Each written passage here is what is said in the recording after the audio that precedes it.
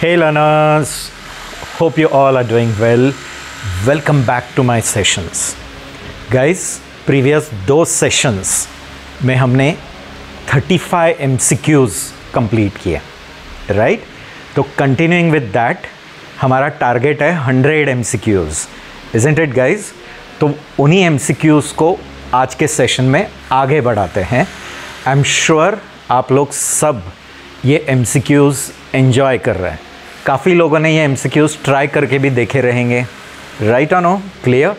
मैं अगेन बता रहा हूँ, ये काफ़ी यूज़ होगा आपके प्लेसमेंट्स के समय, राइट? जिनको अभी ये पेपर है एकेडमिक में, उस समय भी ये यूज़ हो जाएगा. क्लियर? तो चलो विदाउट वेस्टिंग टाइम आज का सेशन शुरू करते हैं with 36th question. Previous 2 session में हमने 35 क्वेश्चंस कंप्लीट किए थे. तो आज हम लोग नेक्स्ट क्वेश्चन की तरफ कंटिन्यू करते हैं.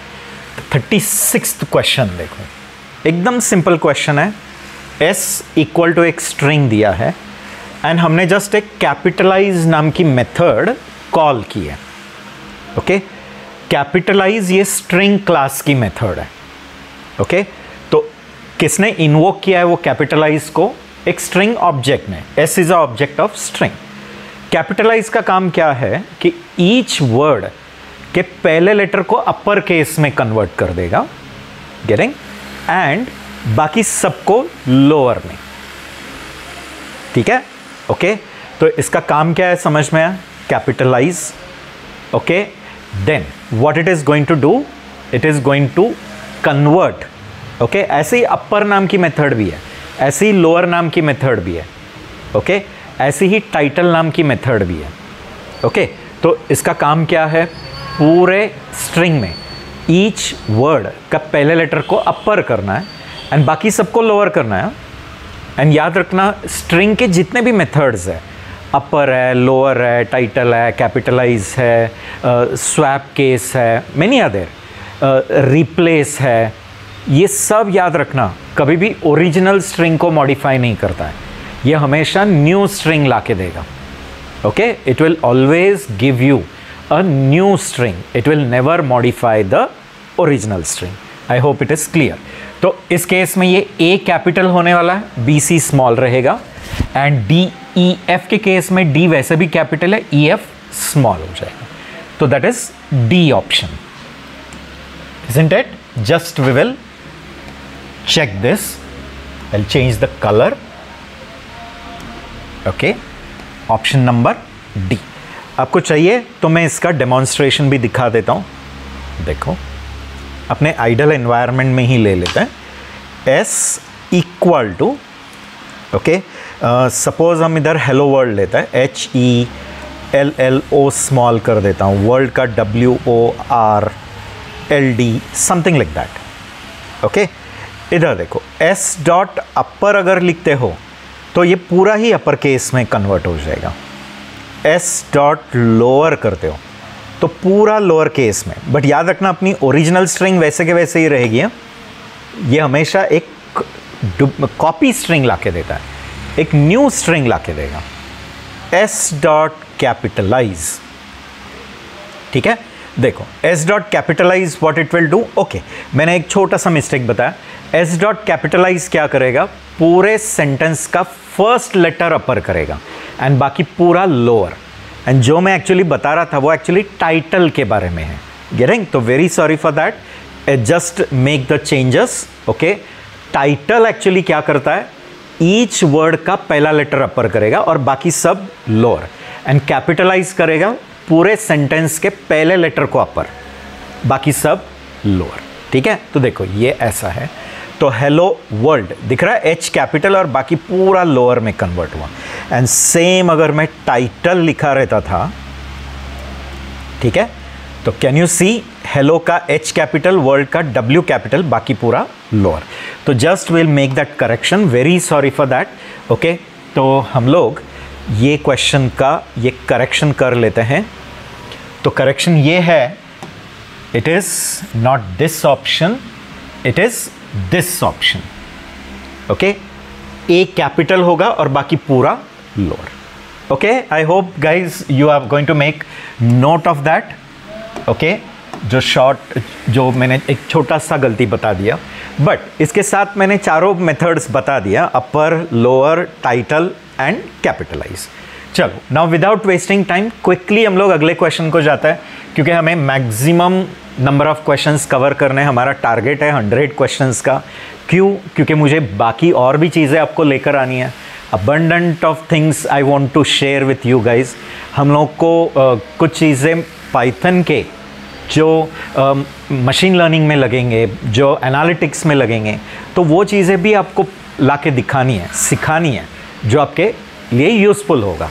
ठीक है, अगले क्वेश्चन की तरफ जाते हैं। देखो मैंने इधर लिखा है डेफ फू एक फंक्शन है in Python. How do we define our own functions? by the keyword def। foo is the name of the function। just empty round bracket है, मीन्स वो फंक्शन को कुछ पास नहीं कर रहा है कॉलिंग करते समय, और अंदर मैंने जस्ट लिखा है रिटर्न पास। ठीक है, एंड मैंने यहाँ प्रिंट फू लिखा है। ओके, प्रिंट फू। तो हम लोग एक्सपेक्ट कर रहे हैं कि कुछ तो रिटर्न हो, बट एक्चुअली ये सिंटैक्टिकली गलत है। पास is a statement which is like a dummy statement। पास ये डमी स्टेटमेंट के जैसे, लाइक या ऐसे कहो कि जिनको असेंबली आता है तो उसमें नो ऑपरेशन जैसे, getting? It is like a proxy statement. कुछ नहीं करना है तो वहां आप लोग एक प्रॉक्सी स्टेटमेंट क्या डाल दोगे? पास। जैसे आपको लिखना है कि इफ एंड एल्स, बट आपको इफ में कुछ नहीं करना है, एल्स में करना है, तो फिर आप इफ में एक डमी स्टेटमेंट क्या डाल दोगे? Pass. That is the rule of python, getting? तो अगर मैं ये इस तरह से लिखता हूं तो ये सिंटैक्टिकली क्या है? गलत है। देखो डेफ फू एंड मैं लिख देता हूं return pass. Can you see? It is syntactically wrong.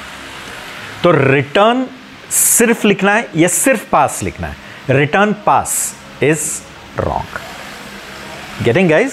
Okay, तो क्या ऑप्शन आना चाहिए इस केस में? 4 ऑप्शंस है as you can see here. एक है none, pass, syntax error, none of the above. हाँ, अगर आपने पास नहीं लिखा रहता था, ओनली रिटर्न, तो भी चलता था। गेटिंग? तो in that case what it will return? None, क्योंकि आप कुछ रिटर्न नहीं कर रहे हैं। या अगर ये पास स्टेटमेंट ऊपर लिख देते थे पास, एंड फिर अगले लाइन पे रिटर्न लिख देते थे, गेटिंग? एंड फिर आपने वो फंक्शन कॉल किया रहता था, तो वो कुछ भी नहीं रिटर्न कर रहा है। तो पाइथन में हमेशा याद रखना है, जब फंक्शन कुछ नहीं रिटर्न करता है तो implicitly it returns none. None भी एक ऑब्जेक्ट है of type none type, but none represents nothing, तो इधर नन आ जाता था। बट ये हमारा सिंटैक्टिकली क्या हो गया? गलत हो गया। ठीक है, तो it should be syntax error. ठीक है गाइज? ओके, तो moving on to the next question. Question number 38 देखो। क्वेश्चन 38 में हमने क्या किया? एक फंक्शन डिफाइन किया है कॉल्ड डबलर। ठीक है, तो इससे समझ में आ रहा है कि ये फंक्शन क्या करेगा? एक वैल्यू लेगा और उसका डबल करके रिटर्न करने वाला है। Is it guys? ठीक है, तो देखो एक फंक्शन डिफाइन किया। पाइथन में फंक्शन को डिफाइन करने के लिए डेफ कीवर्ड है। जैसे जावास्क्रिप्ट में जाते हो तो फंक्शन को डिफाइन करने के लिए फंक्शन कीवर्ड है, या PHP में भी फंक्शन कीवर्ड है। गेटिंग? C++ में डायरेक्टली फंक्शन का नाम और उसके पहले उसका रिटर्न टाइप लिखना पड़ता है, या इवन इन जावा ऑल्सो। तो डबलर नाम का फंक्शन है, एंड वो राउंड ब्रैकेट में हमने एक ही पैरामीटर पास किया है, that is n। Right guys? एक वैल्यू पास किया है कॉल्ड n। n एक नंबर है। अंदर हमने क्या किया है? n को 2 से मल्टीप्लाई किया, n इंटू 2, एंड जो n इंटू 2 है वो रिटर्न किया। ठीक है, तो देखो पहली बार जब डबलर कॉल होगा ये 2 पास होगा, n में 2 आ गया, 2 इंटू 2 4, ये रिजल्ट में क्या आ जाएगा? 4। ये जो 4 आया है रिजल्ट में, ठीक है, ये 4, यही 4 अभी नेक्स्ट टाइम कॉल करते समय फंक्शन लिखने का वही तो फायदा होता है। फंक्शन लिखने का इंटेंशन क्या है? To do the reusability of the code.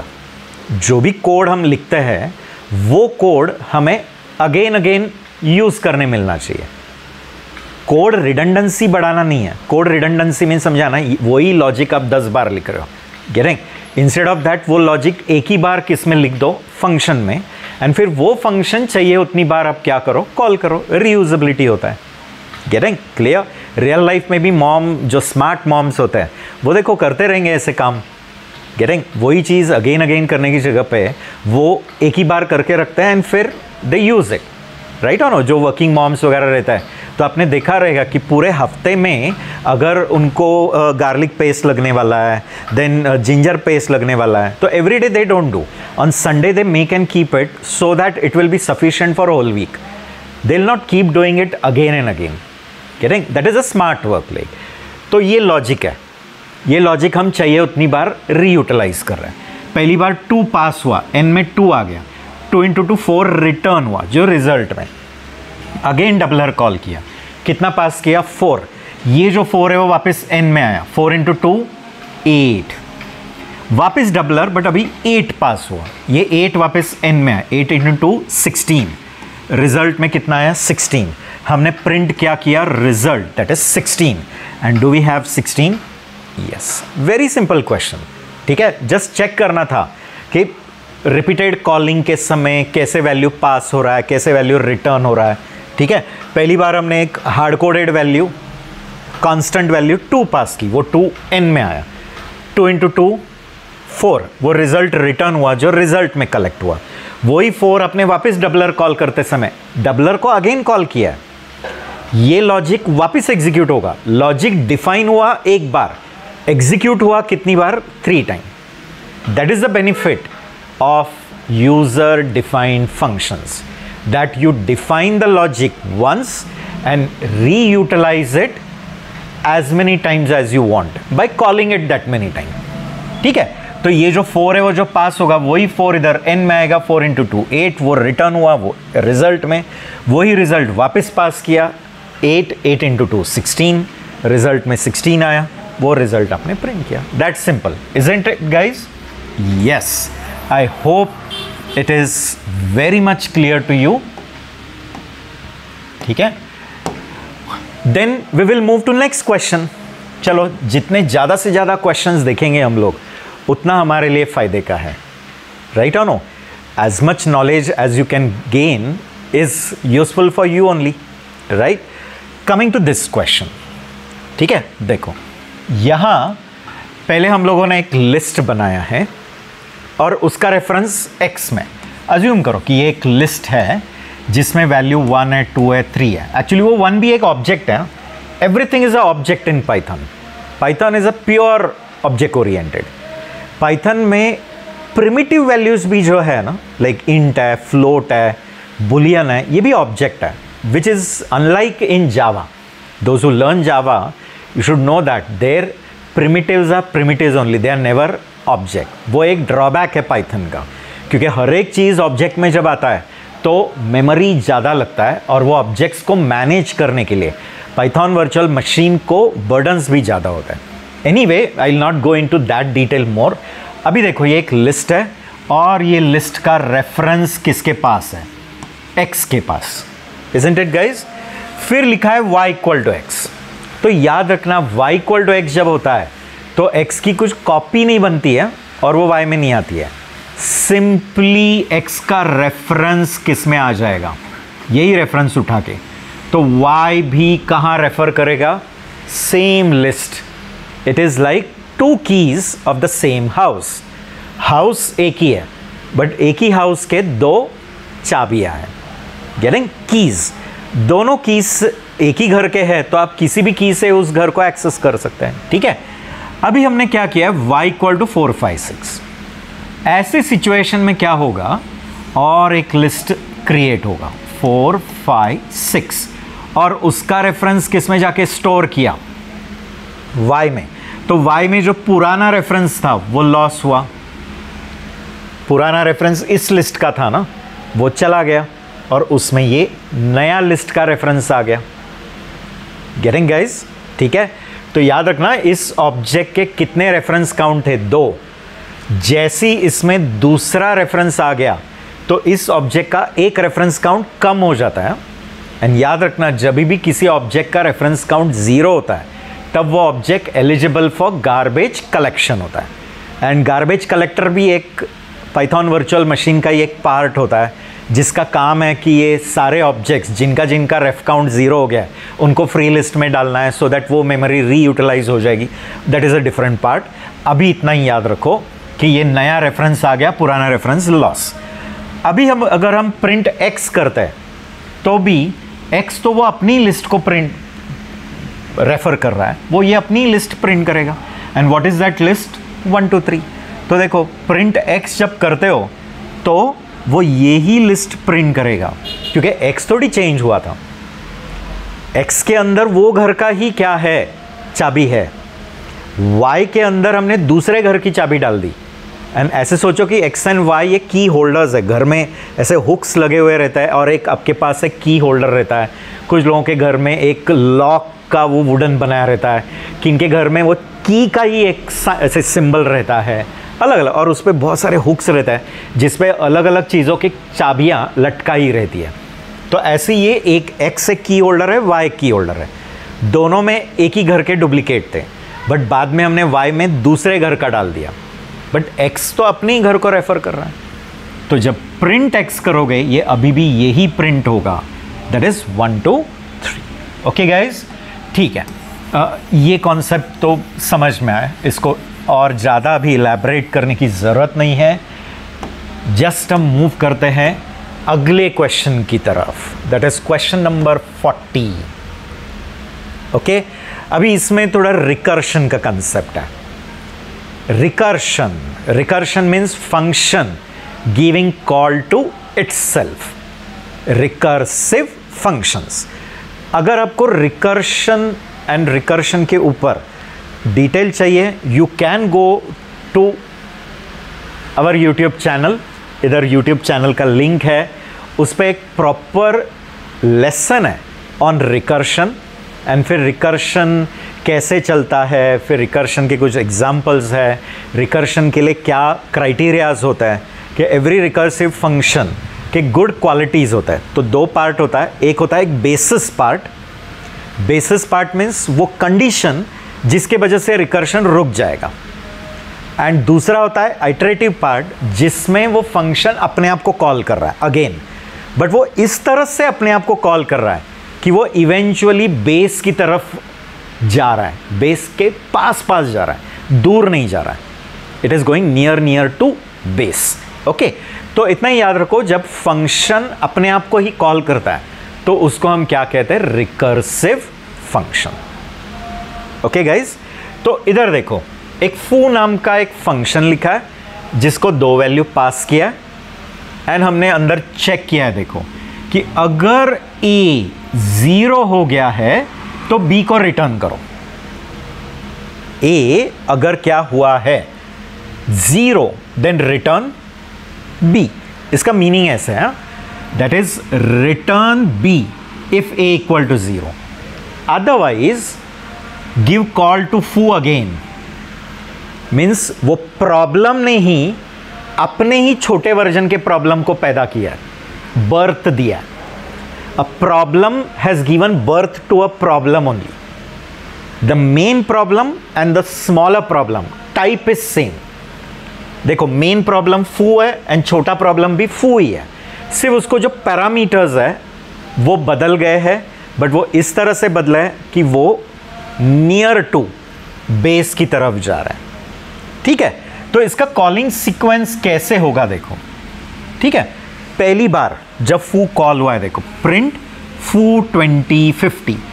First time जब फू कॉल होगा, मैं इधर एक्सप्लेनेशन दे रहा हूं, देखो 2050 फर्स्ट टाइम कॉल हुआ, फू 2050। उस समय a में 20 है एंड b में 50 है। ये लोकल वेरिएबल्स है, पैरामीटर्स जो पास होता है वो लोकल होता है, वो उस फंक्शन के लिए ही रहता है। मीन्स अगर वो फंक्शन ने अपने आप को वापस कॉल किया तो अगले कॉल का a भी अलग रहेगा। उसने वापस अपने आप को, तो उसका ए बी अलग रहेगा, भले नाम सेम है बट ए बी के कॉपीज वापस बनते जाएंगे, ये याद रखना। तो फू 2050, ठीक है, अंदर आए। Is your A 0? Is 20 0? No. तो वो अपने आप को ही वापस कॉल देता है। देखो कैसे, रिटर्न एंड ये फू, केयरफुली देखो, B mod A that is 50 mod 20, B mod A. तो व्हाट इज 50 मॉड 20? 50 को 20 से डिवाइड किया तो रिमाइंडर कितना आएगा? 10। Is it? 50 में 22 टाइम्स जाएगा तो रिमाइंडर 10, ठीक है। एंड ए कितना है? 20 है। ये ए था ना, वो इधर आ जाएगा। देखो बी मॉड ए कॉमा ए, तो इस समय का ए जो है वो इधर आ जाएगा और इस जगह पे इन दोनों का मॉड आ जाएगा, ठीक है। अभी ये फू जब तक कुछ लेकर नहीं आता है तब तक ये रिटर्न तो होने वाला नहीं। ये रिटर्न किसके लिए रुका है? इसका कुछ आंसर आएगा तो मैं कुछ रिटर्न करूँ ना। तो अभी रुकते हैं इसका आंसर आने के लिए, राइट। अभी ये कॉल हुआ, अंदर आ जाएगा, देखेगा ए 0 है क्या? Is a 0? इस कॉल के समय ए 10 है और बी 20 है। इस कॉल के समय ए 20 है, बी 50 था, याद रखना, ठीक है। कॉल हुआ, इज ए 0? नो। तो अगेन क्या होगा? रिटर्न, ओके गाइज, फू एंड 20 मॉड 10। ये बी है और ये ए है, तो 20 मॉड 10 कितना होगा? 0। 20 तो 10 से डिविजिबल है, तो रिमाइंडर तो 0, मॉड तो रिमाइंडर लाके देता है। और इधर क्या आएगा? 10। ये जो ए है वो इस जगह पे आएगा और इस जगह पे इन दोनों का मॉड, 20 मॉड 10, ठीक है।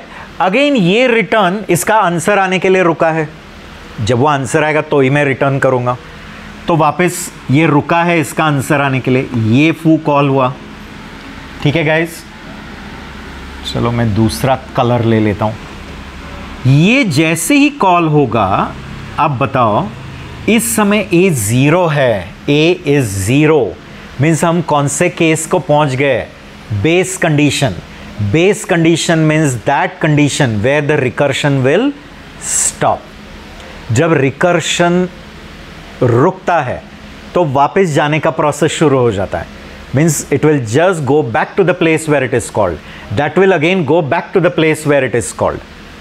अभी रोल बैक का प्रोसेस शुरू हुआ, बैक ट्रैकिंग का प्रोसेस शुरू हुआ। गेटिंग? क्यों? क्योंकि बेस कंडीशन आया तो अभी रिकर्शन रुक गया, खुद को ही कॉल करने का प्रोसेस रुक गया। मीन्स वो जो पहला प्रॉब्लम था जो एक छोटे प्रॉब्लम को पैदा कर रहा था, अपने ही जैसा छोटा प्रॉब्लम, वो अपने ही जैसा और छोटा प्रॉब्लम, देखो फू ही फू को पैदा कर रहा है, फू ही फू को पैदा कर रहा है। तो वो कॉल करने की प्रोसेस जो है ना, अगेन वो रुक गई। अभी रिवर्स जाने का काम शुरू हो गया। तो बी कितना हो गया? सॉरी, ए कितना हो गया? 0। तो रिटर्न क्या करना है? बी। अभी बी कितना है? 10। तो ये 10 क्या हो जाएगा? Return. But guys, where is that 10 returned? Wherever it was called. तो ये यहां कॉल हुआ था, तो यहां क्या लेकर आ गया? 10। अभी ये रिटर्न 10 किधर करेगा? जहां वो कॉल हुआ था, यहां। ये रिटर्न 10 कहां करेगा? यहां। और ये किधर कॉल हुआ था? प्रिंट एफ में, तो वो 10 किधर पास होगा? प्रिंट को। एंड प्रिंट क्या प्रिंट करेगा? वो 10। एग्रीड? तो I hope it is clear. Very very simple explanation. If you haven't understood, वापस एक बार रिवाइंड करो, पॉज लेके वापस समझ लो, ये कंसेप्ट समझना चाहिए। तो 2050 ए 0 नहीं है, इसलिए वो वापस फू को ही कॉल देगा, जिसमें ए कितना होगा? इन इस 50 मॉड 20, 50 मॉड 20 इज 10 एंड ये जो ए है वो इधर बी बन जाएगा। Again is a 0? नो। तो 20 मॉड 10 0 एंड ये 10 ए बन इधर आ जाएगा, मैंने ये ए इधर बी बन। अगेन कॉल हुआ, अभी ए 0 है तो रिटर्न क्या करेगा? बी। तो बी 10 है, वो रिटर्न किया। वो रिटर्न किधर होगा? जहाँ कॉल किया है, वही किधर जहाँ कॉल, वो किधर जहाँ कॉल। ऐसे करते करते लास्ट में इधर जो 10 है वो प्रिंट में आ जाएगा। गेटिंग? तो एकदम सिंपल कंसेप्ट है, समझ लो। एंड जिनको रिकर्शन के बारे में ही कुछ पता नहीं है, तो मैंने ऑलरेडी कहा है, watch on the given channel, if you go there, वहाँ प्रॉपर सीरीज़ है पूरे पाइथन की, उसमें एक पूरा चैप्टर रिकर्शन के ऊपर है। जस्ट वो देख के अपना कंसेप्ट पहले क्लियर कर लो एंड वापस MCQs पढ़ना शुरू करो। Nothing difficult, isn't it? चलो अगले क्वेश्चन की तरफ मूव करते हैं। अगला क्वेश्चन देखो क्या है। यहां हम लोगों ने लिखा है डेफ फू एंड पैरामीटर की जगह पे लिखा है स्टार बी। गेटिंग? एंड हम लोग वो स्टार बी का जो भी डेटा टाइप है वो रिटर्न कर रहे हैं, उसका जो भी डेटा टाइप बनता है वो रिटर्न। अभी याद रखना, कोई भी फंक्शन जिसके पैरामीटर के आगे स्टार लिखा रहेगा तो पाइथन में उसका इंडिकेशन है कि इसमें हम लोग वेरिएबल नंबर ऑफ क्या पास कर सकते हैं, वैल्यूज। समझ रहे? मीन्स ये ऐसा फंक्शन है जिसको कितने आर्ग्यूमेंट्स पास किए जा सकते हैं, variable number of. You understanding? Means इस केस में देखो, जब मैंने लिखा है डेफ फू स्टार बी, तो कॉल करते समय मैं फू को जब मैं कॉल करूंगा तो कुछ भी नहीं पास किया, या फू को 3 वैल्यू पास किया, या फू को 7 वैल्यूज पास किए। ठीक है, कितने भी चल सकता है। गेटिंग? इसका इंडिकेशन ये है, क्यों? क्योंकि इसकी जो पैरामीटर है ये फंक्शन को जा रहा है, उसके आगे स्टार है। ठीक है, तो जब भी पैरामीटर को स्टार रहता है तो समझ लेने का कि ये वो फंक्शन है जो कॉलिंग के समय कितने आर्ग्यूमेंट्स लेने वाला है, वेरिएबल नंबर ऑफ। आर्ग्यूमेंट का काउंट फिक्स नहीं है, कितने भी। तो होता क्या है कि जब आप कॉल करते हो ना और कितने भी आर्ग्यूमेंट पास करते हो, तो होता क्या है, ये जितने भी आर्ग्यूमेंट आप पास करते हैं ये सब पैक हो जाते हैं, पैक। गेटिंग? पैकिंग कंसेप्ट त्यौहार के समय आता है ना, जब हम लोगों को स्वीट्स एंड ऑल, हम मराठी में हम कहते हैं फराळ, तो जो फराळ बनता है तो आपके बहन भाई कहाँ US में रहता है, UK में रहता है, तो उनको पार्सल करके भेज देना पड़ता है। राइट और नो? क्लियर? तो फिर मॉम ने जो भी बनाया XYZ, क्लियर, शंकरपारी बनाया है, करंजी बनाया है, चकली बनाया है, सो मेनी थिंग। तो उन सब चीज़ों का आप लोग अलग अलग जो वैल्यूज़ रहेंगे, वैल्यूज़ मीन समझ में आया ना, अलग अलग जो बंडल्स रहेंगे उनको आप सब एक अच्छे से बॉक्स में डाल के फिर वो पैक करके भेज देते हो। यहाँ भी क्या होता है, ये जो अलग अलग वैल्यूज़ है ये सब पैक हो जाता है into a tuple, always a tuple, and ये टपल बाद में इधर बी में आ जाता है। एंड बी टपल है इसलिए अंदर आप फॉर लूप से वो एक एक वैल्यू एक्सेस कर सकते हो। As it's a tuple, can you use a for loop of Python? क्योंकि पाइथन का फॉर लूप ही बेसिकली किसके लिए है? टू ट्रैवर्स अ ग्रुप और अ कलेक्शन और अ इटरेबल और अ सीक्वेंस। राइट और नो?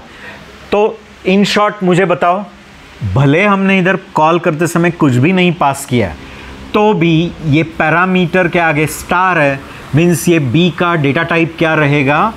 Class tuple. गेटिंग?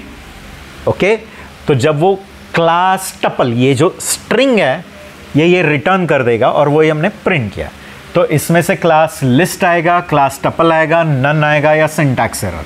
तो it will be class tuple. You can do and see. Getting? But इसका मीनिंग क्या है ये समझ में आया ना, कि जब भी पैरामीटर के आगे स्टार रहेगा तो वो पैरामीटर एक टपल है, और उसका मीनिंग ये है कि कॉल करते समय इस पैरामीटर में ग्रुप ऑफ वैल्यूज आने वाला है। तो वो एम्प्टी भी तो हो सकता है, जैसे इधर एम्प्टी है, एम्प्टी टपल रहेगा। कुछ भी हो, हमें रिटर्न क्या करना था? बी को रिटर्न करना है, या बी का डेटा टाइप? बी का डेटा टाइप, और उसका डेटा टाइप है क्लास टपल। ओके, तो this is also clear to you? Quite simple question. चलो अगले क्वेश्चन की तरफ मूव करते हैं। ठीक है, क्वेश्चन नंबर 42 को जाते हैं। Which of the following expressions result in an error, check करो। ओके, ये कास्टिंग फंक्शंस है। Casting means converting a string to another data type, जैसे string to float, string to integer, string to float, string to integer. Getting? अभी फिलहाल हम बोल सकते हैं कि स्ट्रिंग को अलग अलग डेटा टाइप में कास्टिंग, बट अगर object oriented point of view अगर देखोगे ना, तो ये रिस्पेक्टिव क्लास के कंस्ट्रक्टर्स है। रिस्पेक्टिव क्लास के कंस्ट्रक्टर्स जो ये पैरामीटर ले रहा है और उस पैरामीटर को अंदर एक ऑब्जेक्ट में स्टोर करेगा एंड वो ऑब्जेक्ट रिटर्न होगा। गेटिंग? वैसे अगर सोचोगे तो अब बट एकदम अंदर जाना नहीं है, हम लोग ऐसे सोच सकते हैं कि ये कास्टिंग फंक्शन है। ठीक है? ओके, तो फ्लोट ऑफ अ स्ट्रिंग, ये जो स्ट्रिंग है इसमें 12 एक लीगल नंबर है, तो ये कन्वर्ट करके क्या लाके देगा? 12.0। ठीक है, दिस इज लीगल। ओके, यहां भी देखो इंटीजर ऑफ 12, तो जस्ट 12 लाके देगा। फ्लोट ऑफ 12.5, 12.5 लाके देगा। बट ये केस में जब हम लिख रहे हैं ना इंट ऑफ 12.5, तो इंटीजर क्या बोलता है कि मैं स्ट्रिंग को किस में कन्वर्ट करके देता हूं? इंटीजर में। बट वो स्ट्रिंग के अंदर एक लीगल इंटीजर होना चाहिए। इंट का काम क्या है कि स्ट्रिंग को किस में कन्वर्ट कर देना है? इंटीजर। बट वो स्ट्रिंग के अंदर क्या होना चाहिए? Legal integer. बट ये इंटीजर नहीं, ये फ्लोट है। गेटिंग? इसलिए यहां क्या देगा? It will give you a value error. Getting? कि ये वैल्यू ये इंट के लिए क्या है? इलीगल है। यू कैन चेक ऑल्सो कि इसके लिए क्या आने वाला है? एरर। गेटिंग? तो why it is? Because int says, अभी देखो अगर हमने इंट ऑफ राम लिखा तो भी एरर आएगा। क्यों? क्योंकि आप लोग एक स्ट्रिंग को इंटीजर में ला रहे हो, बट वो स्ट्रिंग के अंदर क्या होना चाहिए? एक legal integer. Do we have a legal integer in it? No, it is not a valid integer. Is it a valid integer? No. Getting? तो 12.5 भी एक क्या नहीं है? Legal integer. For your reference I show you the output over here. देखो, int string 12.5, does it give a value error? and value error में भी वो बता रहा है कि जो string को आप int में convert कर रहा है वो string के अंदर क्या नहीं है? see valid base 10 number 12.5 is not a valid base 10 integer. okay, बाकी सब ठीक है। okay, the remaining will give you a correct output. चलो नेक्स्ट वाला क्वेश्चन देखते हैं। कुछ बेसिक क्वेश्चंस भी आ जाएंगे, एकदम एलिमेंट्री वाले भी। क्यों? क्योंकि मैंने कहा है कि ये 100 सेट में मेरा गोल है just to cover the elementary thing, basic चीज़ें। फिर हम लोग अपनी डिफिकल्टी लेवल थोड़ी बढ़ा देंगे। गेटिंग?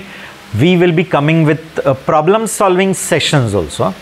मीन्स मैं ऐसे भी कुछ क्वेश्चंस लेकर आऊँगा, ट्रिकी क्वेश्चन जो आपके प्लेसमेंट्स के समय अलग अलग कंपनीज में पूछे जाते हैं। Getting? When we do pre placement activities, that time we take all such questions. तो आपके प्रिपरेशन के लिए मैं वैसे क्वेश्चंस भी लेकर आऊँगा। ठीक है? चैलेंज वाले जो क्वेश्चंस होते हैं, जो अलग अलग प्लेटफॉर्म के क्वेश्चंस होते हैं ना, लाइक लिट कोड है, हैकर रैंक है, तो उनके जो क्वेश्चंस होते हैं वो भी हम लोग सॉल्व करेंगे। Don't worry. ठीक है? आपको सिर्फ you have to be tune with our channel. Getting? You have to watch the videos and when you feel that कि really this is helpful, this is going to be really useful for you, please don't forget to comment on the video. Getting? And don't forget to subscribe also. Getting? Subscribers बढ़ जाएंगे तो अपना knowledge और जगह पे spread होगा. Yes or no? Ultimate goal is to spread the knowledge till maximum level as much as possible. ठीक है गाइज, ओके. तो I am sure you all will help me in that. This is little basic question. A token is also called as what? तो it's also called as a lexical unit. Okay, and वो lexical unit atomic होता है. Atomic mean समझ में आया ना, जिसको और आगे डिवाइड नहीं कर सकता है. तो आपके कोड में जो स्मॉलेस्ट पीस ऑफ टेक्स्ट होता है ना, पीस ऑफ टेक्स्ट मीन्स आप लोगों ने लिखा है area equal to 3.14 into R into R. तो ये एरिया एक ही पीस है, इसको आगे स्प्लिट नहीं कर सकता है, वो वैसे ही रखना पड़ेगा. इक्वल एक अलग 3.14, this is one complete one floating point number, इसको डिवाइड नहीं कर सकता है. ये स्टार अलग है, ये आर अलग है. तो ये एक एक पीस ऑफ क्या है? प्रोग्राम है, जो आपका पाइथन इंटरप्रेटर उसको अंडरस्टैंड करता है. गेटिंग? ओके. तो these are the smallest unit of your code, जिसको हम लोग टोकन्स भी बोलते हैं या लेक्सिकल यूनिट्स भी बोलते हैं. अब कुछ लोग इसमें कंफ्यूज हो जाएंगे. तो वो लेक्सिकल यूनिट्स एटॉमिक होता है, they are the atomic part of your code. तो बट टेक्निकली हमें बोलना चाहिए that a token is also called as a lexical unit. और ये जो एक एक यूनिट होता है उसको लेक्सिम्स भी कहा जाता है. ठीक है गाइज, तो इसका आंसर क्या होना चाहिए? बी. ठीक है, वेरी वेरी बेसिक, बहुत एलिमेंट्री क्वेश्चन है. आगे के क्वेश्चन को मूव करते हैं. What is the result of the following Python code? देखो अभी इधर क्या होता है. इसमें देखो एक x नाम की लिस्ट है एंड y नाम की एक लिस्ट है. ये दो लिस्ट है. zip एक फंक्शन है. zip फंक्शन क्या करता है? लिस्ट ऑफ इटरेबल्स लेता है. मैं पहले zip फंक्शन कैसे काम करता है ना वो बताता हूं. देखो zip क्या करेगा, ठीक है, लिस्ट ऑफ क्या लेता है? इटरेबल्स. इटरेबल 1, इटरेबल 2, जितने पास कर रहे हैं. इटरेबल्स में समझ में आया ना, ग्रुप ऑब्जेक्ट और अ सीक्वेंस ऑब्जेक्ट. तो iterable can be a list, it can be a tuple. Getting guys? It can be a string also. Okay, तो ये इटरेबल्स लेगा और क्या करेगा? हर इटरेबल का जो करस्पॉन्डिंग वैल्यू है उसका एक टपल बनाएगा और उन टपल्स का एक और लिस्ट लाके देगा. क्या करेगा समझ में? ये इटरेबल में से पहला वैल्यू लेगा, इटरेबल 2 में से पहला, इटरेबल 3 में से पहला, मीन्स सब में से क्या लेने वाला है? Like A1 B1 dot dot dot, एक टपल बनाया. वैसे ही इसमें से सेकेंड वैल्यू, इसमें से सेकेंड वैल्यू, अगले वाले से सेकेंड वैल्यू, ये लेकर एक tuple. I hope you are getting it, कि सारे इटरेबल के करस्पॉन्डिंग वैल्यू लेकर एक टपल बनाएगा. और ऐसे जितने टपल्स बनेंगे उनका भी एक इटरेबल बनेगा, उनका भी अगेन एक क्या बनेगा? ग्रुप बनेगा. एक्चुअली वो पूरा जो होता है ना वो जिप ऑब्जेक्ट होता है. मीन्स उस ऑब्जेक्ट के क्लास का नाम क्या होता है? Zip. It is of class zip. But मुझे वो जिप ऑब्जेक्ट को लिस्ट ऑब्जेक्ट में लाना है, तो मैंने उसको कास्ट किया है. Getting guys? क्लियर? तो इधर भी अपने केस में भी क्या होने वाला है देखो. ये 1 and 4 का एक टपल बनेगा, फिर 2 and 5 का एक टपल बनेगा, 3 and 6 का एक टपल, और इन टपल्स का भी एक ग्रुप बनता है. एक्चुअली ये पूरे का जो ग्रुप बना ना, ग्रुप ऑब्जेक्ट में समझ आया ना, इटरेबल ऑब्जेक्ट या सीक्वेंस, ये है ऑफ क्लास जिप. ये पूरा किस क्लास का है? Zip class. बट मुझे ये चाहिए लिस्ट क्लास, तो फिर ये जिप क्लास को किस में कास्ट किया? तो लिस्ट क्लास. जिप ऑब्जेक्ट ये आपको लाके देगा एक जिप ऑब्जेक्ट. वो जिप ऑब्जेक्ट मैंने किसको भेज दिया? लिस्ट को. तो लिस्ट ने जिप को किस में कन्वर्ट किया? लिस्ट में. एंड फिर वो लिस्ट प्रिंट हो जाएगी. तो अपने केस में क्या? 1 4 2 5 3 6, ये वाली लिस्ट प्रिंट हो जाती है. एकदम सिंपल है. ठीक है, तो देखो मैं क्विकली इधर दिखा देता हूं कि it is a object of class zip. I'll show you this.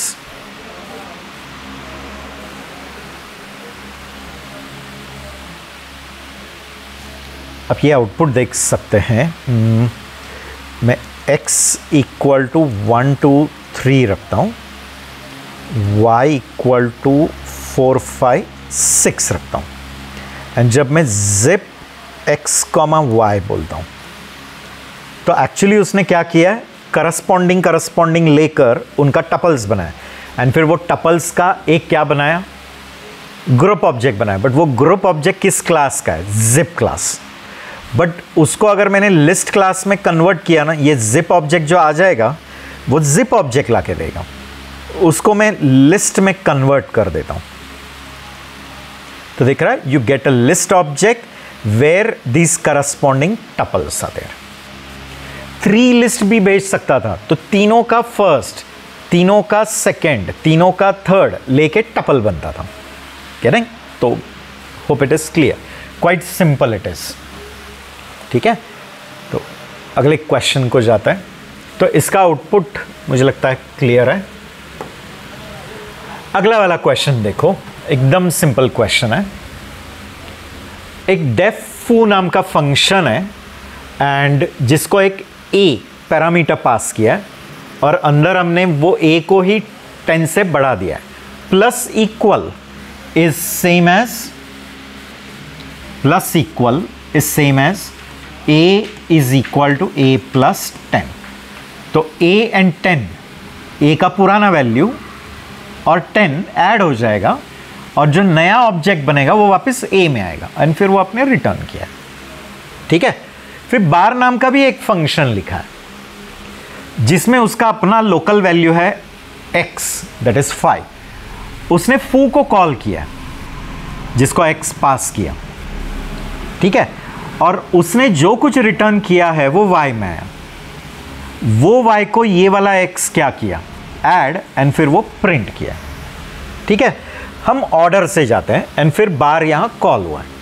अपने स्क्रिप्ट का एग्जीक्यूशन कहां से शुरू होगा, यहां से, क्योंकि ये कॉल हुआ है और ये दो सिर्फ डिफाइन हुआ है।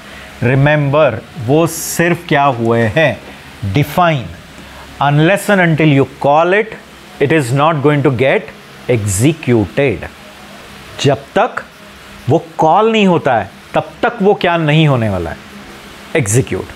तो कॉल यहां हुआ ना बार, तो यहां से उसका लाइफ शुरू हो गया। वो अपना जिंदगी कहां से शुरू करेगा, यहां से।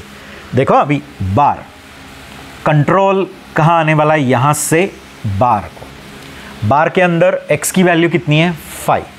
वो फू को पास की, अभी फू को आ जाएगा, और जो x की वैल्यू है ना वो कॉपी हो जाएगी a में। तो a में कितना आ जाएगा, 5। x 5 है, फू कॉल हुआ। ठीक है, कॉल हुआ तो इसका एग्जीक्यूशन सस्पेंड हुआ और उसका चालू हो गया। याद रखना, जब एक फंक्शन दूसरे फंक्शन को कॉल करता है तो जिसको कॉल किया है उसका एग्जीक्यूशन चालू होता है, एंड जिसने कॉल किया है वो सस्पेंड होता है।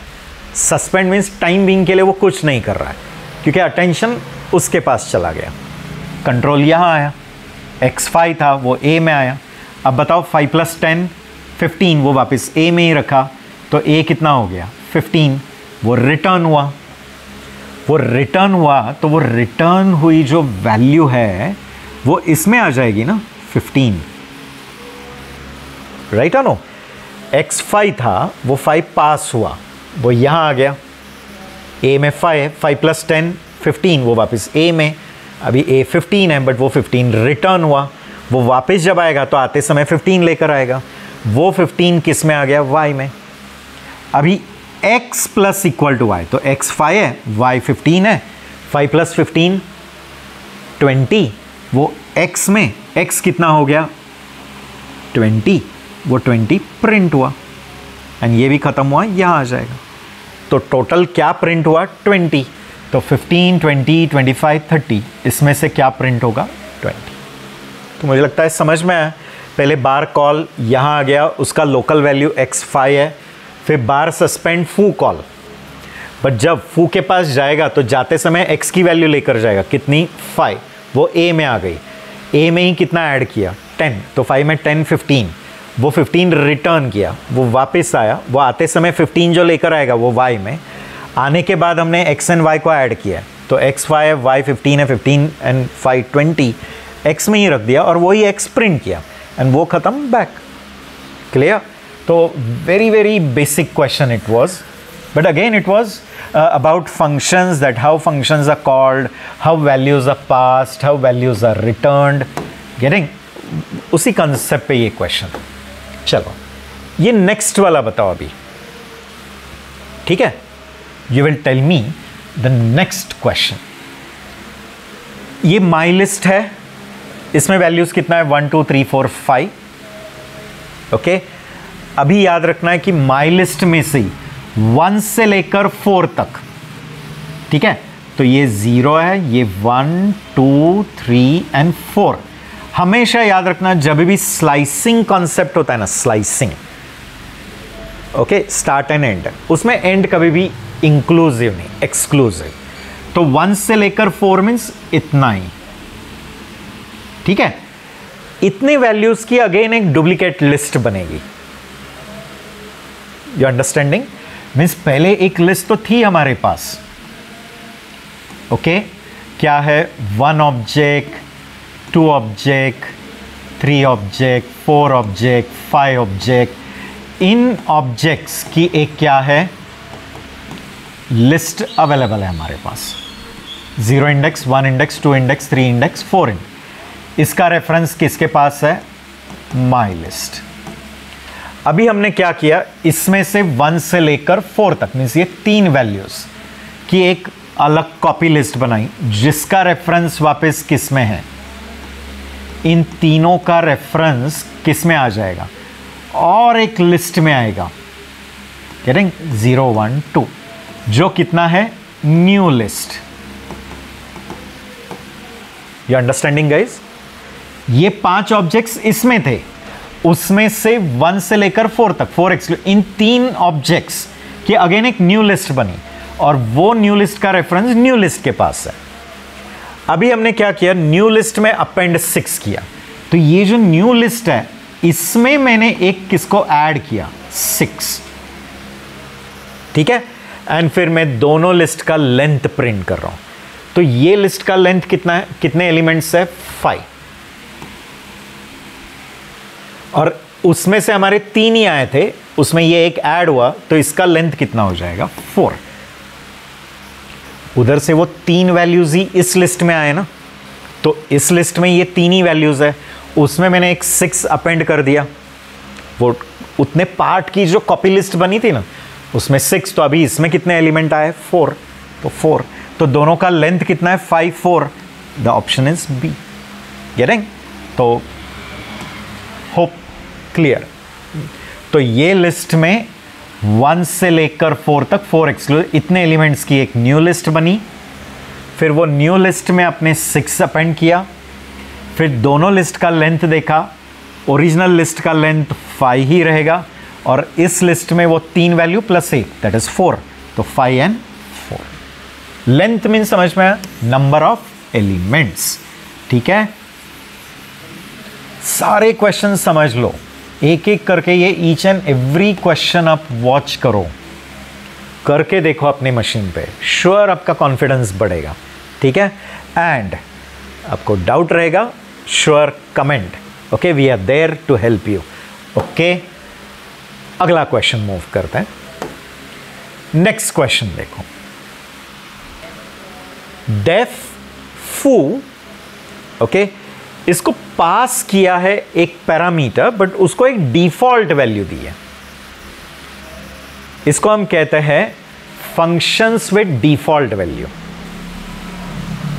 ऐसे कंसेप्ट को हम क्या कहते हैं? Functions with default value. देखो, अगर मैंने लिखा def foo x equal to 5, y equal to 2, नीचे कोड है, ऐसे फंक्शंस को हम कहते हैं functions with default value, meaning when you call them at that time, if you give the value, your value is replaced over here, but when you don't give it, it will use default. देखो, जैसे अगर मैंने फू call किया और मैंने कुछ भी नहीं पास किया तो ये डिफॉल्ट वैल्यू यूज करेगा।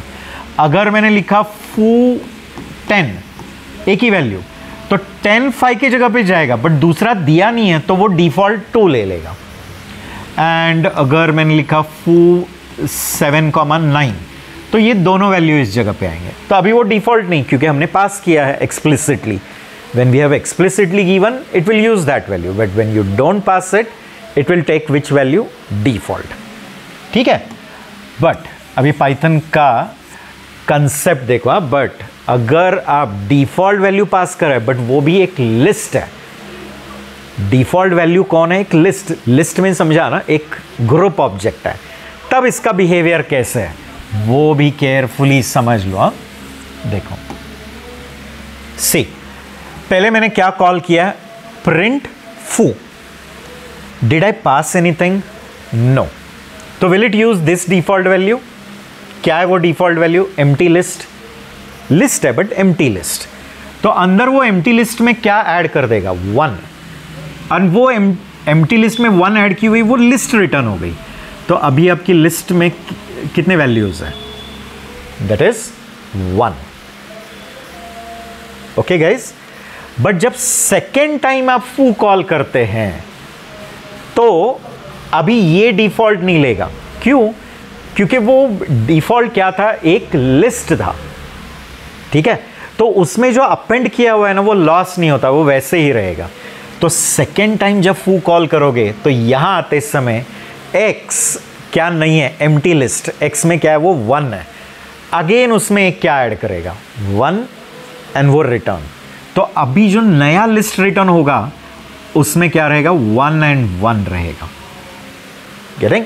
And it will return this thing. तो क्यों हुआ? क्योंकि उसका जो पैरामीटर है ना वो एक लिस्ट है। तो लिस्ट एक ग्रुप ऑब्जेक्ट है, वो पुराना वैल्यू क्या नहीं होता है? लॉस। गेटिंग? तो पहली बार कॉल करते समय x क्या ले लिया? Empty list. उसमें कितना ऐड किया? 1। तो रिटर्न क्या किया? 1। बट सेकेंड टाइम कॉल करते समय भी आपने कुछ पास नहीं किया, तो प्रीवियस कॉल के समय जो लिस्ट थी उसी में 1 ऐड। तो प्रीवियस कॉल करते समय अभी एम्प्टी नहीं है ना, अभी 1 है, उसमें और एक 1, तो 2 1s की एक लिस्ट रिटर्न हो जाएगी और वो प्रिंट हो जाएगी। करेंगे? ये मैं आपको कंफर्मेशन के लिए ये इमीडिएटली मैं ये करके दिखा देता हूँ। ठीक है,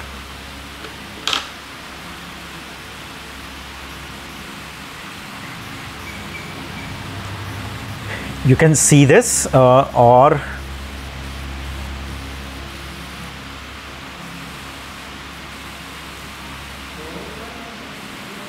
see here, def foo x equal to empty list x dot append and 1 देता हूँ and return x। ठीक है, अब देखो मैं क्या कर रहा हूँ, print foo, कुछ पास नहीं, is it returning list with only 1 value? But जब मैं वापस कॉल करता हूँ दिख रहा है वही लिस्ट में उसने 1 ऐड किया। You understanding guys? ठीक है, बट कभी कभी अब अभी कुछ लोग कहेंगे कि अगर मैंने, ठीक है, यहां कुछ वैल्यू पास किया, मीन्स अगर एक लिस्ट पास की तो उस समय जो हमने पास की वो ले लेगा, एंड जब वापस मैंने अगर कुछ नहीं पास किया तो क्या लेगा? तो उसके पहले वाला जो था ना उसको रीसेट हो जाएगा। देखो सी, जैसे अभी मैं foo एंड एक लिस्ट पास करता हूं जिसमें 10 है, अभी क्या होगा? Will it take that default? ये डिफॉल्ट वाला नहीं लेगा, एम्प्टी लिस्ट नहीं लेगा, हमने पास किया। तो हमने जो पास की हुई लिस्ट है ना 10, उसमें 1 ऐड करेगा, तो रिटर्न क्या करेगा? 10 1 वाली लिस्ट। बट जब मैं वापस क्या कॉल करता हूं, foo without anything, what it will do? It will take the previous one, means it will not reset it back to this. पहले कॉल के समय जो लिस्ट थी वो ही ले लेगा। समझा ना? क्योंकि कुछ लोगों को लगता है कि अभी foo 10 1 हुआ और वापस जब मैं डिफॉल्ट लेता हूं तो उसने ये वाली लेनी चाहिए। No, it takes back again the old list which was at the time of default. Default के समय जो आपकी लिस्ट थी वो ही ले लेगा। तो ये भी एक ध्यान में रखना, क्योंकि ऐसा भी कभी क्वेश्चन आ सकता है ना। ओके, ठीक है, चलो क्विकली अगला क्वेश्चन ले लेते हैं। तो इस क्वेश्चन में ये बी क्या रहना चाहिए, रिजल्ट। चलो 48 क्वेश्चन लेते हैं। अभी इसमें हम लोग देखेंगे defining one function inside another. Okay, function closures हम कहते हैं।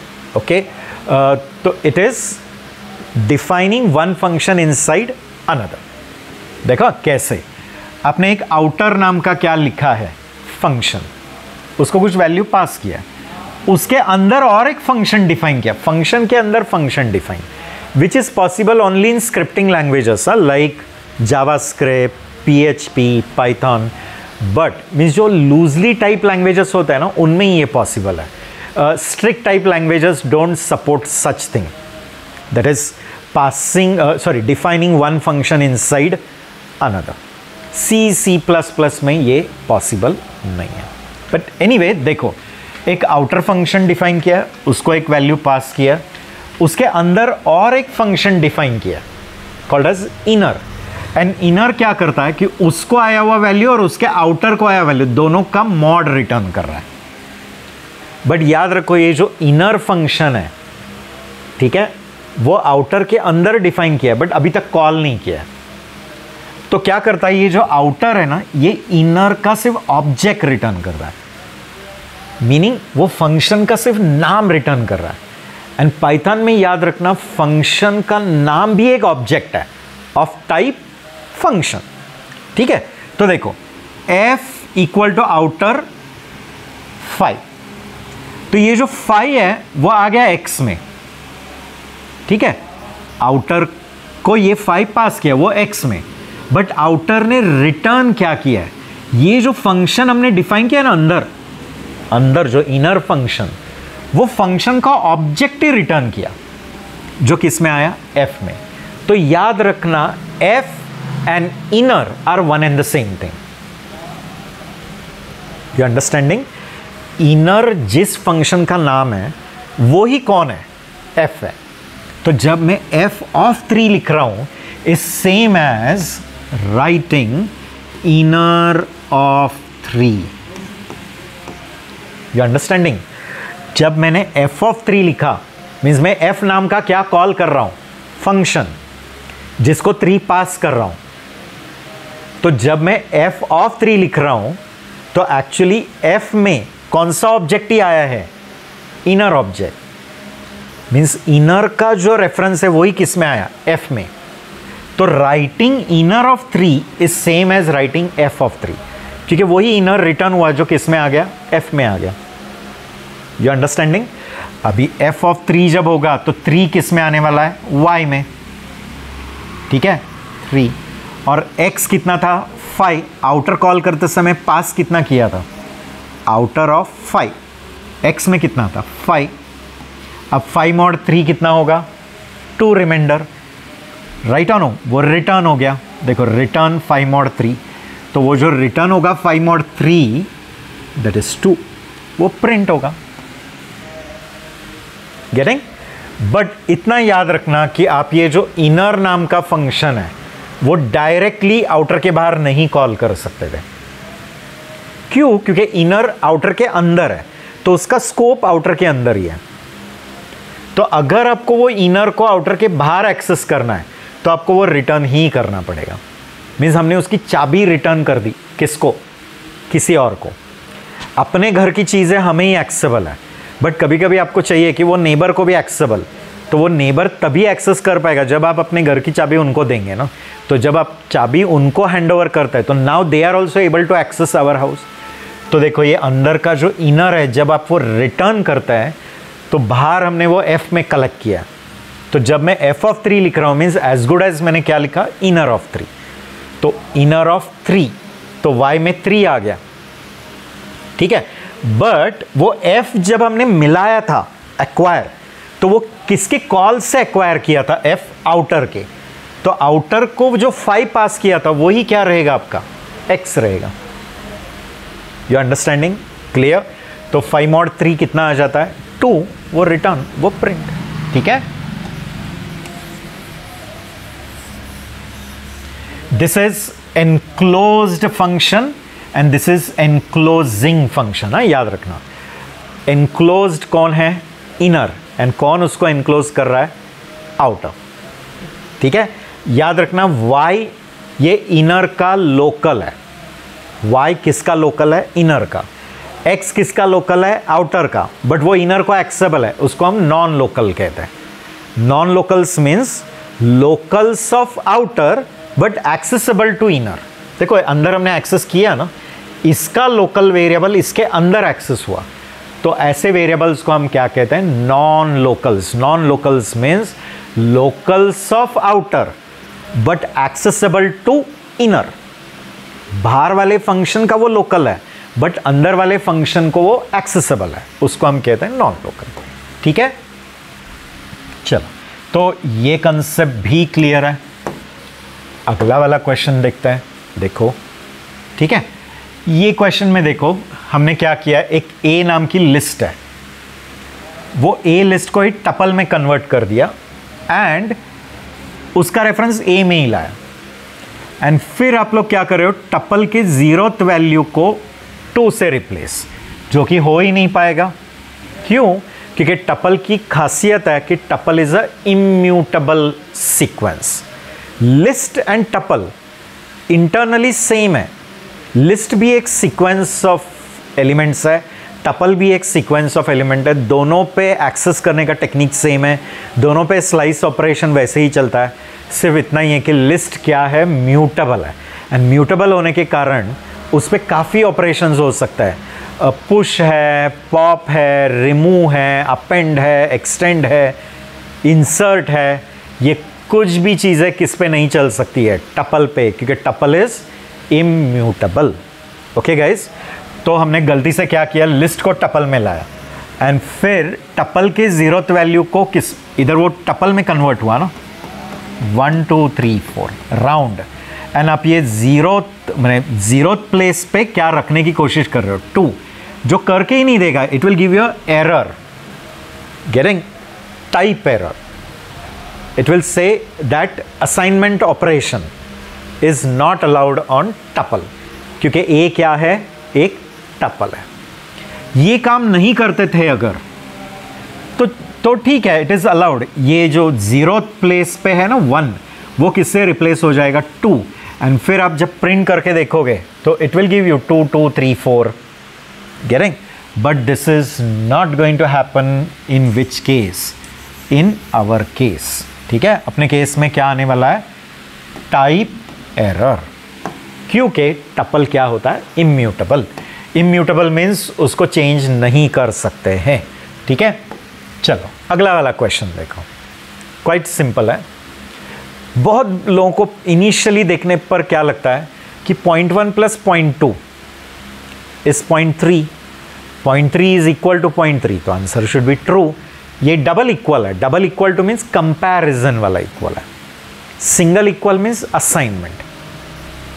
ठीक है, इस जगह पे अगर आप सिंगल लिखोगे तो वो ऑलरेडी सिंटैक्स एरर देगा, मैं इट इज रॉन्ग। ठीक है, क्यों? क्योंकि असाइनमेंट जब करना चाहते हो तो LHS में एक वेरिएबल होना चाहिए।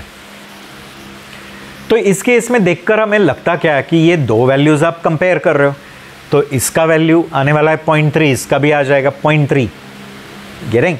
बट होता क्या है गाइस, ये जो वैल्यूज है ना, ये फ्लोटिंग वैल्यूज है, एंड फ्लोटिंग वैल्यूज कभी भी एक्यूरेट नहीं रहता है, वो रिकरिंग वैल्यूज होता है, they are never accurate, they have 0.0000 error at least, मैंने 0.00001 का तो भी क्या रहेगा ही एरर। और ये कंसेप्ट हमने कभी तो मैथ्स में वगैरह पढ़ा है, जब न्यूमेरिकल मेथड्स वगैरह पढ़े थे 11th-12th में, हम लोग कुछ सीरीज़ का समेशन नहीं, अब मैं टेलर सीरीज़ या फिर साइन की सीरीज़, कोसाइन की सीरीज़ देते थे, एंड एक्स की वैल्यू दे देते थे एंड कहते थे कि find out the terms till the error is 0.001। वो एरर को हम एप्सिलॉन से रिप्रेजेंट करते थे ऐसे, जब तक एप्सिलॉन 0.0008 के पास पहुंच गया, मैंने आपका एक्यूरेसी एक्यूरेसी बोलने की जगह पे previous result and the next result के बीच में इतना डिफरेंस आ गया है तो रुक जाओ। क्लियर? तो याद रखना कि फ्लोटिंग वैल्यू जो होता है ना वो कभी भी क्या नहीं आता है, एक्यूरेट। गेटिंग? एंड इसमें भी वही होता है, इन दोनों का जब एडिशन करोगे ना तो वो 0.33 सम वैल्यू यानी 0.30 एंड समथिंग लाइक दैट, तो वो छोटा सा 0.1 भी इसको क्या नहीं कर रहा है, इक्वल नहीं बना दे रहा है। क्यों? क्योंकि इंटरनली इसका स्टोरेज वो IEEE नोटेशन में होता है, मेंटेसा एक्सपोनेंट, और वो जब वो बाइनरी में कन्वर्ट होता है तो उसका कुछ ना कुछ तो पॉइंट्स में क्या आता है, एरर आता है। गेटिंग? आप लोग ये चेक भी करके देख सकते हो। ठीक है, ओके। तो इस केस में आंसर क्या आना चाहिए, एक्चुअली फॉल्स, या गलती से आर रह गया है, समझ लो। ठीक है, कुछ लोगों ने कुछ ऑप्शन ऐसे दिया है मशीन डिपेंडेंट। गेटिंग? तो actually what happens is, I have already told you, see I'll show you the result of 0.1 plus 0.2. Can you see? It is 0.3 and 4. तो ये इतनी सी जो वैल्यू है वो भी उसका एरर है। Okay, and that is the reason जब आप 0.3 से कंपेयर करते हैं वो क्या आता है, फॉल्स। हाँ, बट कुछ वैल्यूज के लिए नहीं आता है, like if you take 0.2 plus 0.3, तो यहाँ वो एग्जैक्ट 0.5 आ रहा है। मे बी यहाँ 0.2 एंड 0.4 अगर लेते हैं तो इधर भी दिख रहा है 0.6, some error is there, and that is the reason if I write this as double equal to 0.6 it may give you false. तो ऐसे छोटी छोटी चीज़ें होती है, ठीक है, जो आपको याद रखनी है। ठीक है, चलो अगले क्वेश्चन की तरफ मूव करते हैं। 51th क्वेश्चन हम देखेंगे। ASCII code of 0 character, means ये कैरेक्टर 0। तो याद रखना कैरेक्टर 0 जो होता है ना, ठीक है, इसका ASCII वैल्यू 48 होता है। And in Python there are functions कि अगर आपको एक कैरेक्टर का ASCII वैल्यू चाहिए तो there is a function called ORD, ये ऑर्डिनल नंबर ला के देता है। मीन्स आपके कैरेक्टर सेट में इसका पोजीशन क्या है, तो ORD ऑफ 0 लिखा तो it will bring and give you 48। ऐसे ही रिवर्स उल्टा भी है, CHR एंड अगर मैंने 48 लिखा तो वो स्ट्रिंग 0 ला के देगा, उल्टा। मीन्स आप ASCII कोड दो, वो उसका करस्पॉन्डिंग अल्फ़ाबेट ला के देगा। लाइक जैसे मैंने लिखा ORD of capital A, it will give you 65, but if I write CHR of 65 it will give you string A। Getting clear? मैं स्ट्रिंग बोल रहा हूँ क्यों? क्योंकि पाइथन में character and string are not different, character and string are string only, everything is string, which is not true in Java or in C++. Rules are different. Every language is having its own rule. ठीक है? तो ASCII code of 0 is 48. Okay? Option number C. देखो मैं उसका भी आपको एक result दिखा देता हूँ। मैंने इधर लिखा CHR of 65. Can you see it is giving A? मैंने CHR of 48 लिखा तो भी वो आपको स्ट्रिंग 0 देगा, एंड ORD of A लिखा तो आपको 65 ला के देगा। ORD of 0 दिया तो आपको 48 ला के देता है। गेटिंग? तो hope this is also clear to you. तो हम लोग अगला क्वेश्चन देख लेते हैं। ठीक है, जितने पॉसिबल है उतने क्वेश्चंस हम कवर करेंगे। Okay, and accordingly we will move to the next questions. तो डिपेंड ऑन द टाइम, जितना टाइम परमिट करता है हमें, तो आज के सेशन में जितना पॉसिबल है उतने कवर करेंगे, नहीं तो हम लोग उधर एक पॉज लेंगे। लाइफ में भी जगह जगह पे पॉज लेना बहुत ज़रूरी होता है, राइट और नो। बहुत चीज़ें अगर आप कंटिन्यूसली करने लगते हो तो फिर वो बोरिंग हो जाता है, मोनोटोनस होता है। लाइफ में भी ऐसे ही होता है ना, रोज़ रोज़ काम किया तो कभी तो वीकेंड की ज़रूरत होती है, कभी तो एक वेकेशन की ज़रूरत होती है। यस, इसलिए तो कहा गया है ना कि अगर आप काम करते हो तो एक थोड़ा ब्रेक भी लेना चाहिए, कभी तो एक वीकेंड पे जाना चाहिए, कभी तो कुछ मंथ्स के बाद एक छोटे वेकेशन के लिए जाना चाहिए। You should always try that, तो यू गेट रीजुविनेटेड, वापस आप चार्ज हो जाता है। एंड चार्ज होता है तो वापस आप लोग और चीज़ें करने के लिए you get the spirit for doing some more things. So these are just life principles. I will give you that too along with the technical knowledge. तो अगले वाले क्वेश्चन को मूव करते हैं, 52th क्वेश्चन। देख, नंबर्स इक्वल टू, ये एक tuple है एंड ये टपल को हमने पास किया एक सॉर्टेड नाम के बिल्ट इन फंक्शन। सॉर्टेड एक बिल्ट इन फंक्शन है जो पाइथन ने दिया है, ठीक है। तो सॉर्टेड और ये टपल पास किया। ये सॉर्टेड क्या करता है, इन प्लेस सॉर्टिंग नहीं करता। It is not a in place sorting. In place sorting में समझ में ओरिजिनल लिस्ट को ही मॉडिफाई करेगा, no, it will give you a new list in which the elements are sorted, arrange हुए हैं। गेटिंग? किस मैनर में? Default ascending. Default ascending. Descending चाहिए रहेगा तो इधर एक comma reverse equal to true लिख देने का, ठीक है। तो वो और डिटेल पार्ट है। अभी फिलहाल याद रखो कि ये सॉर्टेड क्या करता है, ये टपल को ले लेगा, ठीक है, ये टपल, और उसको रीअरेंज कर देगा like this, 1 2 3 5 7 and 10, 1 2 3 5 7 10। But rearrange करेगा तो ये ओरिजिनल लिस्ट में, टपल में नहीं, क्योंकि वैसे भी टपल चेंज नहीं हो सकता है, वो तो वैसे भी म्यूटेबल है, इम्यूटेबल है।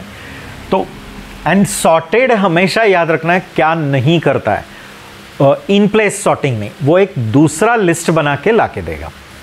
तो ये जो सॉर्टेड एनओएस है, इसमें क्या आने वाला है, ये पूरा है ना सॉर्टेड मैनर। एंड जब आप उसका टाइप प्रिंट करके देखोगे तो it will be class list, ठीक है। एक क्या लाके देगा, एक नया लिस्ट जो क्या रहने वाला है, sorted. Default it is in ascending. तो इसका रिजल्ट क्या आने वाला है, समझ में आया ना। Print type of sorted, it is class list. And अगर मैंने लिखा रहता था प्रिंट सॉर्टेड नंबर्स तो ये प्रिंट होता था, बट हम लोग वो आया हुआ जो रिजल्ट है वो नहीं प्रिंट करे, उसका टाइप प्रिंट करे। तो उसका टाइप क्या आता है, क्लास लिस्ट, ठीक है। तो ऑलवेज रिमेंबर, सॉर्टेड फंक्शन एक बिल्ट इन फंक्शन है जो एक इटरेबल को लेता है और उसके एलिमेंट्स को असेंडिंग में अरेंज करके दे देता है। बट वो लाके देते समय ओरिजिनल को मॉडिफाई नहीं, एक न्यू लिस्ट लाके देगा। एंड वो न्यू क्या है, लिस्ट है। तो ये आने वाला क्या है, एक लिस्ट, ठीक है। ओके, तो चलो अगले क्वेश्चन की तरफ मूव करते हैं। Next, what is the result of the following Python code. Okay, देखो अभी इसमें एकदम मैं बेसिक पे आ गया हूँ वापस। अब कहोगे कभी कभी ऐसे डिफिकल्ट क्वेश्चन, फिर कभी तो बेसिक, तो वो लाइफ का भी वैसे ही होता है ना। Life should be like up and downs होने ही चाहिए ना, ऐसे अप अप अप नहीं, कभी कभी नीचे भी आना चाहिए, फिर वापस ऊपर जाना चाहिए। वापस ऊपर जाते समय बहुत स्पीड लेकर ऊपर जाना चाहिए, राइट। ओके, तो कभी कभी एकदम ग्राउंड लेवल पे भी आना चाहिए। ओके, तो मॉड तो रिमाइंडर ला के देता है। एंड याद रखना पाइथन में जो 2/ होता है ना, 2/, ये फ्लोर डिवीजन होता है, floor division. And single slash जो होता है वो फ्लोट डिवीजन। You understanding? देखो मैंने अगर लिखा 5 divide by 2, here you will get 2.5। But मैंने लिखा 5/2, तो ये जो 5/2 का जो आंसर है ना, इसका फ्लोर आएगा, फ्लोर। तो 2.5 का फ्लोर क्या है, 2 है। फ्लोर मीन समझ में आया ना, जो नियरेस्ट इंटीजर है, जो less than equal to that number. तो 2.5 का जो नियरेस्ट इंटीजर क्या है, जो 2.5 से लेस देन इक्वल है। 2.5 से नियरेस्ट इंटीजर कौन है? 2। इंटीजर में समझा ना, होल नंबर, तो 2।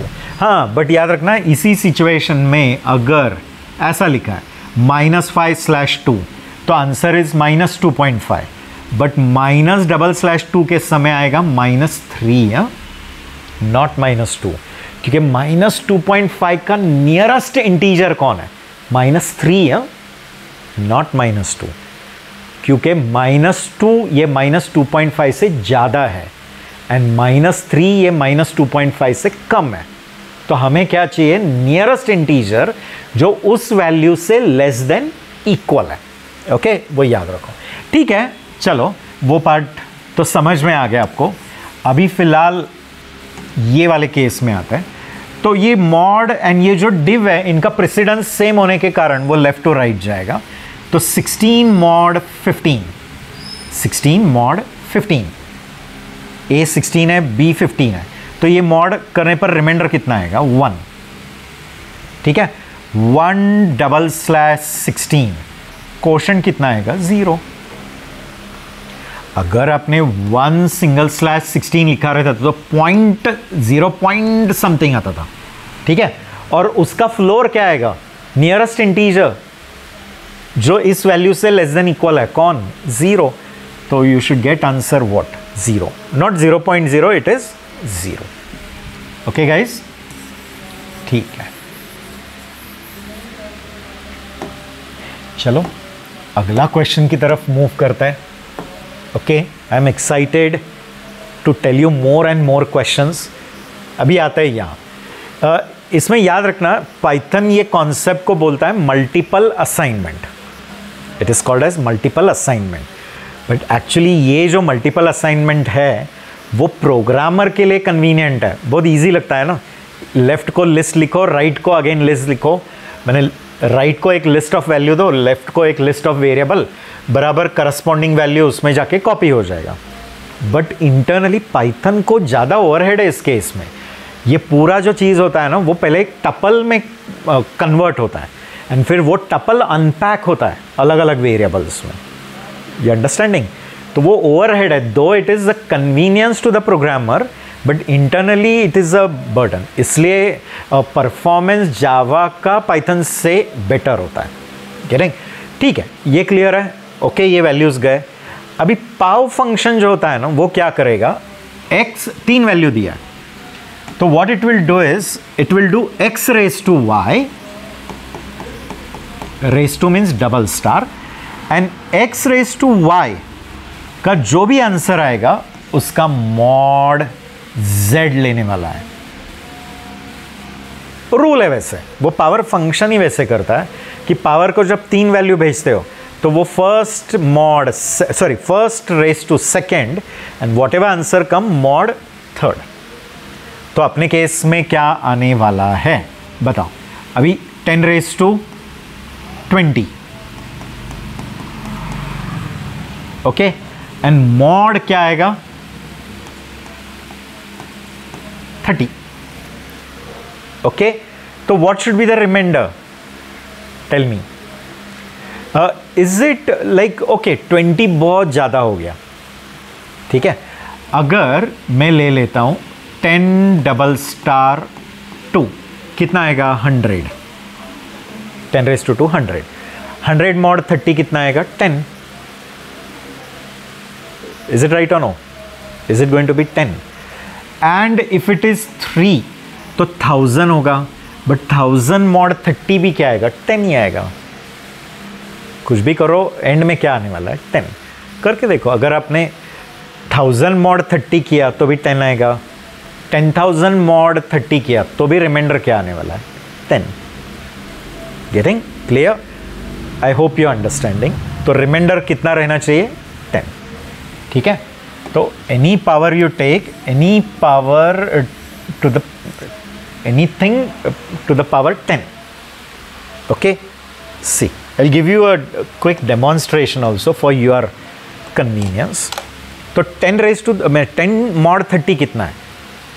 33 are 90, remainder is 10. 1000 को भी 30 से करोगे ना तो भी लास्ट में 10 ही आएगा। See very quickly I will try to show you. देखो, अगर आपने 100 mod 30 लिया, कितना आता है? 10। मैंने अगर उसको 1000 किया तो भी 10। मैंने अगर 10,000 किया तो भी 10। तो actually 10 raised to 20 is going to be a very big number, but it is 1 followed by many zeros. 1 followed by many zero. देखो ना, 10 raised to 2 100 है, 10 raised to 3 कितना है? 1000 है, 10 raised to 4 कितना है? 10,000 है, 10 raised to 5 कितना है? 1 लाख है। तो हो रहा है क्या? 1 को ही फॉलोड बाई 0 है ना। कोई भी वैल्यू को 30 से जब मॉड करोगे तो रिमाइंडर 10 ही आने वाला है। ठीक है, तो इधर भी देखो आपका बेसिक क्या है?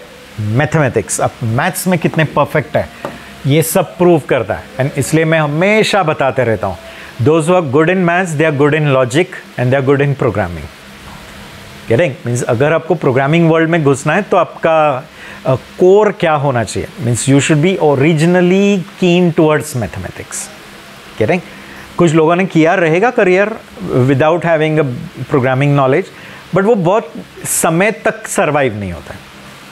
याद रखना, लंबी रेस का घोड़ा वही होता है प्रोग्रामिंग में जिसका मैथमेटिक्स अच्छा होता है। ठीक है, तो अगला वाला एक क्वेश्चन ले लेते हैं क्विकली।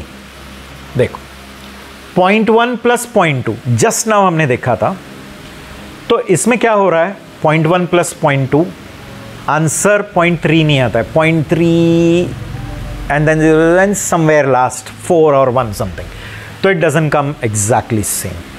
गेटिंग, तो ये क्या हो जाता है? फॉल्स।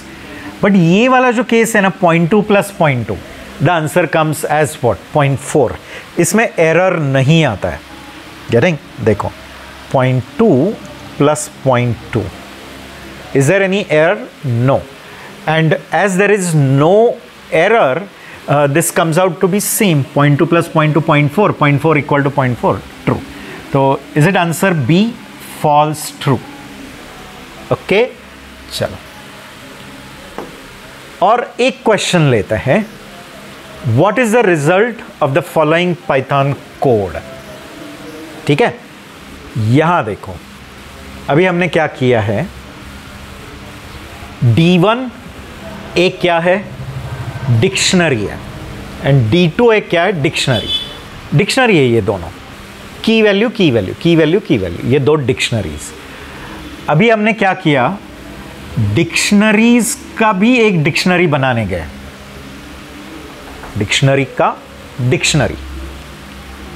ओके, तो what it will do, it will take all the key values of D1, key values of D2, and then it will create a new dictionary because you have mentioned double star over here, remember.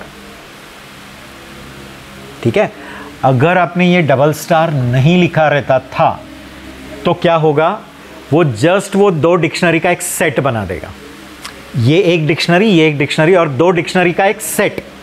वैसा नहीं होगा। अभी इस dictionary के की value लेगा, इस dictionary के की वैल्यू लेगा, एंड ये सारे की वैल्यू लेकर एक नया डिक्शनरी बनाएगा।